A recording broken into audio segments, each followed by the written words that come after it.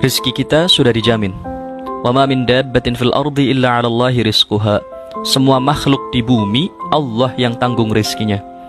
Rizki orang beda-beda. Ada yang kerja keras, banting tulang, berangkat petang, pulang petang, dapatnya sedikit.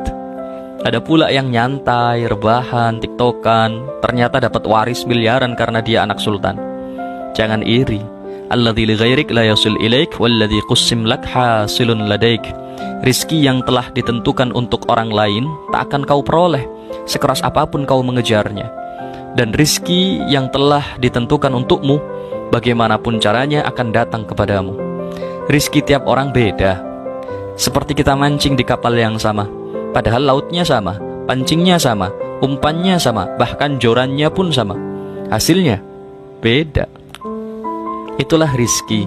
Jangan khawatirkan rizki. Itu jaminan Allah.